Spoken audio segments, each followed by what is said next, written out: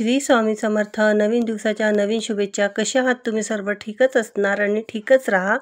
तर आज आहे मार्गशीर्ष महिन्यातला 4था गुरुवार। तर झाडू वगैरे लावून घेतलेला आहे, लादी पुसलेली नाही आहे कारण की गुरुवारी मी फरशी पुसत नसते। तर इथे मी हळद घेतली आहे आणि हळदमध्ये थोडंसं चंदन आणि सेंटेड ऑइल टाकलेलं आहे रोजमेरीचं। तर त्यामुळे थोडंसं हळदी थोडीशी लालसर दिसत आहे, पिवळ नाही दिसत आहे। तर हळदीचं लेपन केलेलं आहे इथे। आधी उंबरठा छान पुसून घेतलेला होता आणि त्यानंतर मग मी तर इथे बघा माझा उंबरठा वगैरे लेपन वगैरे करून झालेला आहे आणि रांगोळी वगैरे घालून घेतलेली आहे। आणि बघू शकता उंबरठ्यावर छान कलरफुल रांगोळी टाकलेली आहे मी। तर अशी साधी सिंपल असं उंबरठा वगैरे लेपन करून घेतले आहे। आणि उंबरठ्याचं महत्त्व, लेपनाचं महत्त्व तुम्हाला सर्वांना माहीतच असणार। तर आज गुरुवार आहे आणि हर गुरुवारी उंबरठा लेपन करावा। तर बघू शकता तुम्ही गुरुवारी किंवा मंगळवारी आणि सण वगैरे येतात तेव्हा उंबरठा तुम्ही लेपन करू शकता। तर झालेला आहे उंबरठा लेपन। तर आता मी पूजेकडे वळते। तर कामं वगैरे सगळे झालेले आहे। तर आता पूजा करायची आहे। तर सकाळी देव वगैरे माझ्या मुलींनी धुवून घेतलेले होते। तर आता मी आपली महालक्ष्मी पूजा मांडणी करते। तर इथे सुरू आहे माझी मांडणीची तयारी। 4था गुरुवार आहे आज। तर असे मी सुद्धा पिवळं वस्त्र घातलेलं आहे। आज शेवटचा गुरुवार आहे आणि आज उद्यापन सुद्धा आहे। तर असं पिवळं वस्त्र घालून घेतलेलं आहे आणि आसनवर सुद्धा मी पिवळा आसन घालून घेतलेला आहे। तर इथे बघा ही वीट ठेवलेली आहे मी, कारण की माझ्याकडे चौरंग नाही आहे छोटावाला। तर काहीतरी ॲडजस्ट म्हणून करायचं म्हणून मी ठेवलेलं आहे। तर अशी वीट घेतलेली आहे आणि ही सिमेंटची वीट आहे आणि खूप म्हणजे नवीनच आहे, वीट यूज नाही केलेली आहे मी। तर अशी छान मस्त वीट मला म्हणजे उपयोगीत पडली ती वीट मला। आणि त्याच्यावर मी असं लाकडाची एक पाटी होती, तर ती पाटी ठेवून घेतलेली आहे कारण की थोडंसं म्हणजे मुकुट वगैरे असं देवी थोडीशी उंच दिसली तर आपल्याला बाकीची पूजा व्यवस्थित दिसते। नाहीतर काय होते, समोर जी पूजा मांडतो आपण त्याच्यामुळे कशी होती, अर्धी जी देवी आपण मांडतो ती अर्धी झाकून जाते। त्यामुळे देवीला उंच ठेवण्याकरिता आणि खूप छान वाटते, त्यामुळे मग ते मी तसं मांडलेलं आहे। आणि इथे घेतलेला आहे कळस। तर हे कळस हा तांबे जो आहे या पंचधातूचा आहे। हा काश्याचा तांबा आहे। तर हा माझ्या मम्मीने दिला होता मला काश्याचा तांबा। आणखीन एक दुसरा पण आहे माझ्याकडे काश्याचा। आणि काश्याचं म्हणजे पूजेत वापरलेलं खूपच शुभ राहते। तर त्याच्यात पाणी वगैरे भरून घेतलेलं आहे स्वच्छ मी छान मस्त। आणि इथे बघा दिव्याची तयारी करत आहे, कारण की कोणतीही पूजा करण्याच्या अगोदर दिवा लावणं खूप आवश्यक आहे। तर इथे दिवे लावून घेत आहे अगोदर मी, कारण की सगळ्या गोष्टीचं साक्षी अग्निदेव असते, म्हणून अग्निदेवाला प्रज्वलित सगळ्यात अगोदर करत असतात। तर इथे बघा दिवा लावून घेते आणि सगळं सामान मी माझ्या अवतीभोवती आणून ठेवलेलं आहे की आपल्याला म्हणजे वारंवार उठावं नाही लागणार म्हणून। तर सगळं सामान मी असं ठेवून दिलेलं आहे माझ्या शेजारी। तर आता मी इथे टाकलेलं आहे सुपारी, नाणं, दुर्वा टाकलेला आहे, अक्षिदा टाकलेला आहे आणि हळद कुंकू टाकून घेत आहे। तर आणि थोडंसं फूल टाकून घ्या। तर ह्या सगळ्या म्हणजे गोष्टी पाण्यामध्ये टाकायच्या। तर बघू शकता थोडेसे तांदळाचे दाणेसुद्धा टाकलेले आहे मी। आणि असे ह्या डब्बीतच ठेवत असते मी तांदळाचे दाणे, कारण की कुठे म्हणजे आपल्याला 10 वेळा उठावं नाही लागणार, तर असे डब्यात भरून ठेवून देते। आणखीन एक मोठा डब्बा आहे, तो पण अलगच, देवाचे तांदूळ मी अलगच ठेवत असते। तर हे सगळं टाकून घेतलेलं आहे मी। तर इथे बघा आता कळशाला मी आपले हळदी आणि कुंकवाचे बोटं लावून घेत आहे, कारण की कळशाला कधीही सुनं नाही ठेवायचं। हळद कुंकवाची बोटं लावायची चारीकडून आणि स्वस्तिकसुद्धा काढतात, पण मी स्वस्तिक यासाठी नाही काढत, कारण की स्वस्तिक काढलं तर जे आपण वस्त्र घालतो ना, तर ते पूर्ण वस्त्र मागच्या साईडनं लाल लाल होऊन जाते, कारण की जेव्हा आपण स्वस्तिक वगैरे काढतो ते ओलच राहते। तर इतक्या वेळ तर आपण थांबू नाही शकत ते वाढेपर्यंत, त्यामुळे मग मी नाही काढत, कारण की वस्त्र खराब होते आणि वस्त्रसुद्धा मी वारंवार धुत नसते, म्हणजे धुतच नसते। एकदा धुतले ती काय होते, वस्त्र खराब होते, ते व्यवस्थित दिसत नाही। तर हे म्हणून मी हळद कुंकाची बोटं लावते चारी दिशेने. तर बघा आता ज्या फांद्या आपण तोडून आणल्या होत्या 5 झाडाच्या 5 प्रकारच्या फांद्या, तर त्या मी म्हणजे कळशामध्ये टाकून घेतलेल्या आहे. आणि इथे बघा मी ह्यावेळेस तर मस्त हिरव्या कलरचा वस्त्र परिधान केलेला आहे आणि त्यावर छोटा एक वस्त्र होता माझ्याकडे, तर ते एक लहानवाला मी कॉम्बिनेशन म्हणून असं टाकलेलं आहे छान मस्त. आणि हिरवा आणि लाल खूप छान वाटत आहे कॉम्बिनेशन, कारण की हिरवा जे आहे वस्त्र ते पूर्ण प्लेन आहे आणि जो रेडवाला आहे त्याच्यावर थोडीशी डिझाईन वगैरे आहे. तर असं कॉम्बिनेशन करून मी 2 वस्त्र असे घातलेले आहे. आणि नारळ मांडून घेतलेला आहे. तर नारळ मी जिथे कुंकू लावलेलं होतं तेच नारळ मी समोरचा भाग ठेवते. इकडे तिकडे मी दुसरीकडे त्याची म्हणजे दिशा नाही बदलत. तर इथे बघा हे आहे मुकुट, तर ते मुकुटच्या मध्ये ना पांढरं पांढरं होतं, तर ते मला योग्य नव्हतं वाटत. तर तिथे मी कुंकूनी छान अशी मांग भरून घेत आहे.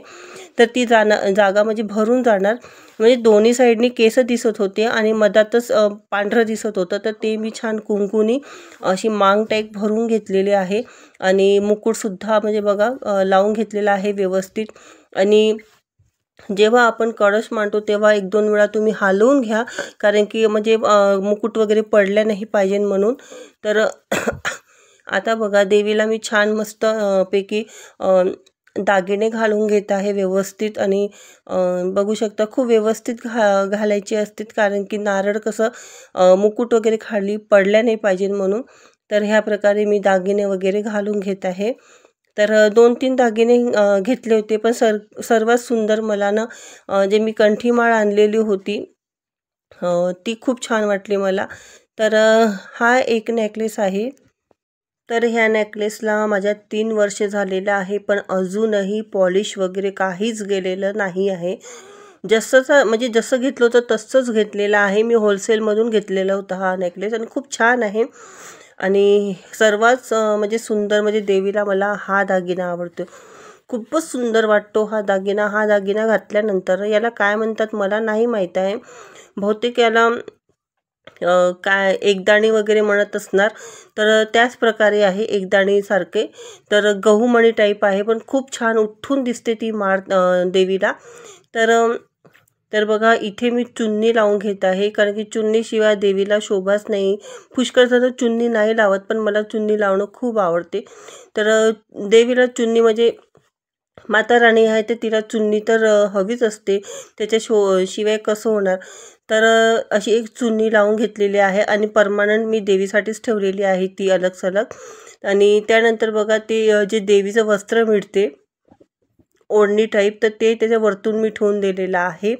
आणि कळस वगैरे वरतं मी ठेवून दिलेलं आहे व्यवस्थित. आणि बघा अशी थोडीशी उंचावर असली ना तर आपल्याला पाऊलं वगैरे ठेवायला, बाकीची जे सामान मांडतो आपण ते व्यवस्थित दिसते आणि देवीसुद्धा आपल्याला संपूर्ण दिसते. तर असे मी पाऊलं घेतली होती दिवाळीमध्ये. तर बघू शकता छोटे छोटे पावले घेतले होते मी, जास्त मोठे नाही घेतले होते, का देवीच्या मानाने घेतलेले होते. की देवी आपली जी आपण देवी मांडतो ती जास्त मोठी नाही मांडत, तर त्याचनुसार मी पावलंसुद्धा घेतलेले होते. तर ह्या पावलांना मला थोडीशी रांगोळी करायची आहे छान मस्त. तर मी ते म्हणजे विचार करणार की कशा पद्धतीने करायचे आहे, तेव्हाच थोडंसं मग नंतर करणार मी. तर बघू शकता ह्या ज्या तोड्या होत्या, तर ह्या ज्या तोड्या आहे ह्या माझ्या मुलींच्या आहे, लहानपणीच्या आहे ह्या तोड्या. तर यांना पॉलिश वगैरे नाही केलं मी, म्हणजे जशा होत्या तशाच मी ठेवलेल्या होत्या. तर ह्या माझ्या कामी आल्या देवी आईच्या म्हणजे पावलांसाठी. तर छोट्या मला तोड्या वगैरे मिळाल्या तर मी नक्की घेऊन ठेवणार. तर कसं असते एक एक वस्तू जमा करू त्या वस्तू जमा होत असते. आपण जसं नवीन आपल्याला विचार येते आपण तसं करत असतो, पण एखादमानं कोणत्या वस्तू नसतेच होत. तर माझ्या घरीच होत्या लहान तोड्या, तर मी त्या घातल्या होत्या. आणि इथे बघा मागच्या वर्षी मी हे हत्ती घेतलेले होते, तर हे हत्ती मला 5,500 पडले होते. ते आता महाग झाले असन. पित्तळचे आहे, पिवळ पित्तळचे, आणि खूप हेवी आहे, खूप भारी आहे, जड आहे खूप. तर ते पण मी महालक्ष्मीच्या पूजेसाठीच घेतलेले होते. तर ते पण छान उपयोगात आले, कारण की आपलं महालक्ष्मीचं एक रूप म्हणजे गजलक्ष्मी आहे. तर बघू शकता दिवा मी अगोदरच प्रज्वलित केलेला होता आणि इथे ठेवलेला आहे गणपती बाप्पा आणि इथे कवड्यासुद्धा ठेवलेल्या आहे, कारण की कवड्या देवीला खूप प्रिय आहे, अतिप्रिय आहे कवड्या. तर अशी मांडणी केलेली आहे आणि खूप विचार करू मांडणी करावी लागते की कसं काय करणार. आणि प्रत्येक गुरुवारी माझं काही ना काही पूजेचं नवीनच काही होते, म्हणजे एकसारखी पूजा होतच नाही माझी, काही ना काही नवीनच मांडण्यात येते. तर इथे बघा पाट मांडून घेतलेला आहे छोटा मी, कारण की प्रत्येक सामान एकाच चौरंगावर नाही बसत आणि ते एकाच चौरंगावर बसवतो म्हटलं तर काय होणार, खूप गोंधळ होऊन जाणार, तिथे खूप व्यवस्थित दिसणार नाही. त्यामुळे मी एक छोटा पाट मांडून घेतलेला आहे आणि सगळी मांडणी करून घेतल्यानंतर आता शेवटचं काम म्हणजे रांगोळी. कारण की रांगोळी सगळ्यात अगोदर घालू शकत नाही, कारण की अगोदर घातली तर ती पुसली जाणार. त्यामुळे सगळं मांडणी झाल्यानंतर सगळ्यात शेवटचं काम रांगोळी राहिलेलं होतं आणि सगळ्यात प्रिय काम आहे माझं ते रांगोळी काढणं. तर रांगोळी वगैरे काढून झालेली आहे, पूजेची मांडणी सुद्धा झालेली आहे आणि आता मी पुस्तक वाचन करते.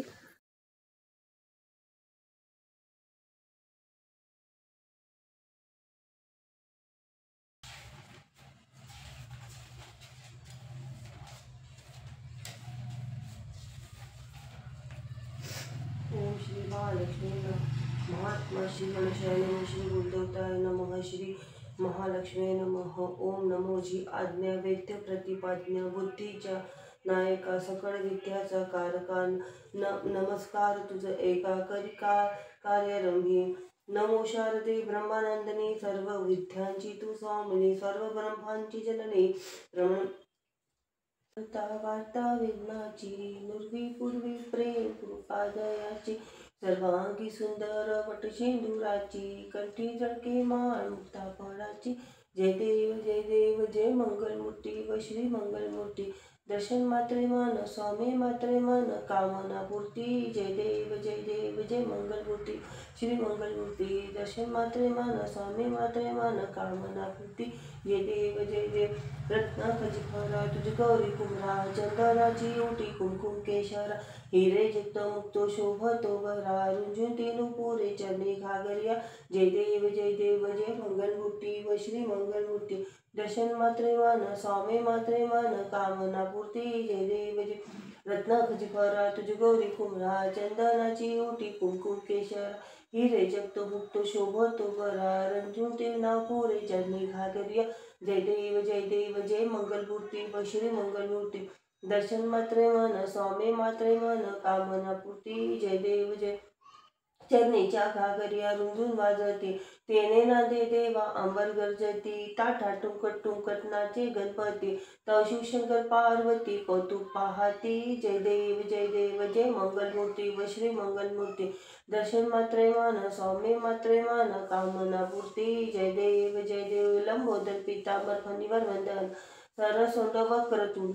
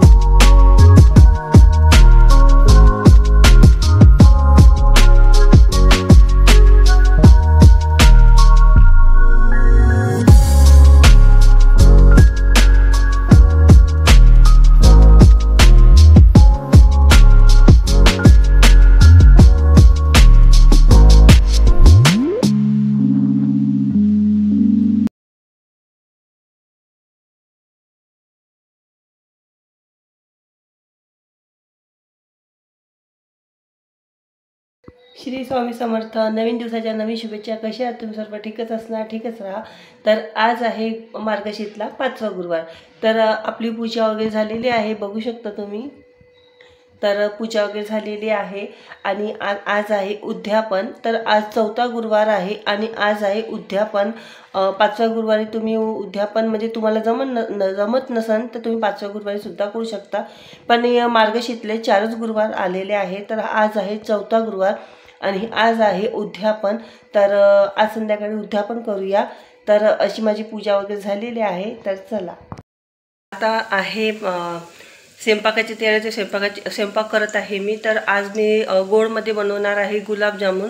तर इथे गुलाबजामुन माझी सुरू आहे बनवणं. एक म्हणून ठेवलेली आहे मी. वरण झालेलं आहे, भात झालेला आहे आणि आता इथे तळणं सुरू आहे गुलाबजामुन. इथे पाक बनवून ठेवलेला आहे आणि पाकमध्ये थोडंसं मी फूड कलर टाकलेले आहे आणि इथे आहे भाजी शिजत आहे. तर झालेलं आहे आणि कढी वगैरे काही बनवणार नाही कारण की सगळ्यांचे गळे खराब आहे, त्यामुळे कढी स्किप केलेली आहे. कढी नकोच म्हटलं. तर आणि मलाही गळ्याला जास्तच प्रॉब्लेम आहे आणि कढी घरात बनली तर ती खाऊशाच वाटते, त्यामुळे मग मी स्किप केलेलं आहे सगळं. तर हे साधं सिंपल केलेलं आहे आणि शेवटचा गुरुवार असल्यामुळे आज गुलाबजामुन होत आहे. तर चला. तर इथे उद्यापनसुद्धा झालेलं आहे, हळद कुंकूचा कार्यक्रमसुद्धा झालेला आहे. तर व्हिडिओ मी म्हणजे डिलेटच म्हणजे सेव्ह नाही झाली, काढली होती पण सेव्ह नाही झाली. तर इथे बघा म्हणजे वट्टा वगैरे पूर्ण साफ क्लीन करून घेतलेला आहे. जे भांडे आहे जेवणाचे जे उरलं आहे ते मी तिथेच ठेवलेलं आहे फ्रीजमध्ये, म्हणजे जागाच नव्हती. तर इथे जे तेल उरलेलं आहे तर त्याच्यामध्ये सकाळी भाजी बनवून टाकणार, तर ते तेल वापरण्यात चालली जाणार. आणि इथे बघा सगळं क्लीन झालेलं आहे, भांडे वगैरे घासून झालेले आहे. तर असा आजचा दिवस पार पडला. आणि दुसरा दिवस होता माझा उत्तर पूजा कशी करायची. तर उत्तर पूजा मी करते सकाळी सगळ्यात अगोदर दिवा लावून घेते. तर दिवा तर माझा जे देवीजवळचा दिवा होता तो जळतच होता, पण आपल्या देवारातला जो दिवा होता तो विझला होता कारण की तो लहान होता. तर मी अशा काचेच्या याच्यामध्ये ठेवते की हवेने वगैरे विझणार नाही, तो पंखा वगैरे लावला तर. तर ते तिथला दिवा लावून घेतला अगोदर आणि देवी आईला हळद कुंकू वाहून घेतलेला आहे. आणि देवीला प्रार्थना करायची की जे माझ्याशी चूकबूक झाली असेल पूजेला तर माफ वगैरे करा आणि तुम्हाला काही मागणं असेल तर ते मागणं घालायचं. आणि त्यानंतर मी कलश हलवून घेतला होता. अगर क्लिप डिलीट झाली तर कलश हलवून घेतलेला होता मी. त्याच्यानंतर कलश हलवल्यानंतर मी सगळं उचललं कारण की कलश म्हणजे जिथपर्यंत आपण कलश नाही हलवत तिथपर्यंत काहीच उचलायचं नाही. आणि हे निवेद्य ठेवलेलं होतं रात्री, तर ते मी गाईला देऊन देणार. तर ह्या प्रकारे मी सगळं उचलून एका म्हणजे भांड्यामध्ये ठेवून दिलेलं आहे, फुलं वगैरे सर्व. तर बघू शकता एक एक सगळं उचलून मी साईडला ठेवून देत आहे. आणि त्यानंतर मग मी सगळं आवरून घेईन. आणि जे हे हत्ती आहे तर मी सध्या ते म्हणजे तिथेच देवाकडेच ठेवणार आहे. छान वाटते देवाकडे ते. तर माझे विचार होते की मी तिथेच त्यांना ठेवू का, ती तिथेच छान वाटत आहे. आणि हे जे पाऊलं आहे तर यांना मी व्यवस्थित ठेवणार आहे खूप. आणि बघूया पुढच्या वर्षी याला काहीतरी करूया आपण छान मस्त रंगरांगोळी. तर इथे बघा हे असा एक डब्बा केलेला आहे मी. ह्या डब्यामध्ये परफेक्ट पाय बसतात, म्हणजे कुठे हलत नाही डुलत नाही, व्यवस्थित त्याच्यामध्ये राहतात. तर असे मी एक त्याचं रॅपर भेटलं होतं मला, तर त्याच रॅपरमध्ये रॅप करून मी छान ठेवणार. तर कसं रॅप करून ठेवलं ना तर वस्तू खूप काळ टिकतात सुद्धा आणि त्याची पॉलिश वगैरे जे राहतात ते व्यवस्थित टिकून राहते. आणि हा होता आईस्क्रीमचा डब्बा, त्याच्यामध्ये ठेवून दिलेला आहे मी. आणि जे फुलं वगैरे आहे ते सर्व उचलून घेतलेलं आहे. आणि आता कळस उचलून घेत आहे. आणि बघा कळस उचलल्यावर अशी म्हणजे पाया लागून घ्यायच्या आणि त्यानंतर सगळं म्हणजे काढायचं. तर बघू शकता मी आता सगळं काढून घेत आहे. तर हा कळशाचा नारळ आहे. तर हा नारळ पुष्कळ लोक फोडतात, पण शक्यतो फोडू नये कारण की आपण ह्या नारळाला लक्ष्मीचं रूप देतो, साज सजावट करतो आणि लक्ष्मी रूप मानतो आपण याला. तर त्याच नारळाला फोडणं हे म्हणजे बरोबर नाही आहे. तर मी ह्या नारळाला फोडत नाही, म्हणजे सगळं आपापली हे राहते. तर मी ह्या नारळाला नाही फोडणार आहे. मी ह्या नारळाला निर्माल्यमध्ये आमच्याकडे नदी आहे तिथे मी विसर्जित करून टाकणार आहे सर्व निर्माल्य आणि नैवेद्य मी गायला देणार आहे. तर सहसा नारळाला जे आपण घटात बसवतो त्या नारळाला कधीच फोडायचं नाही, कारण की ते लक्ष्मी स्वरूप राहते.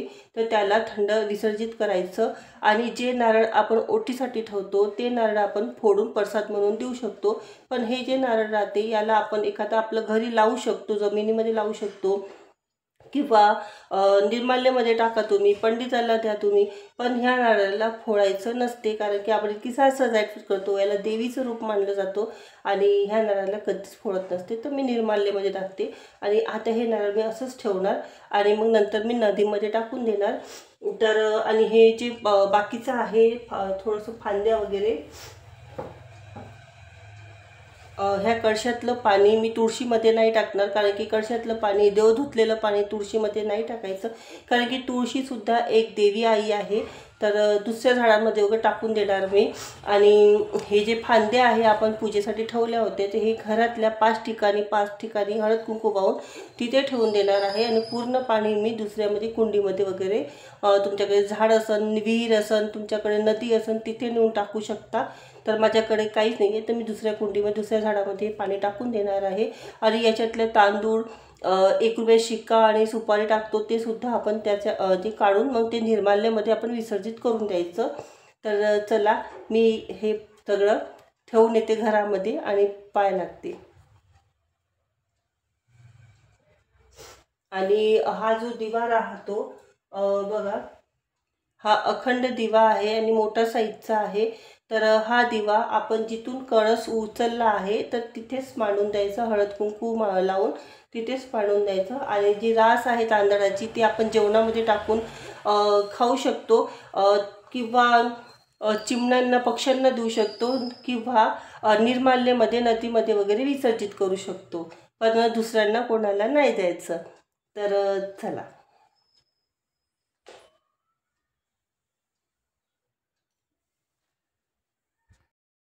तर बघू शकता मी आज देवांना आंघोळ नाही घातली, तसंच ठेवलेलं आहे. कारण की इथे मला जागा बी नव्हती इकडे बसायला, देवाला वगैरे आंघोळ घालायला, आणि मग मी तशीच ठेवलेली आहे आणि छान वाटत आहे.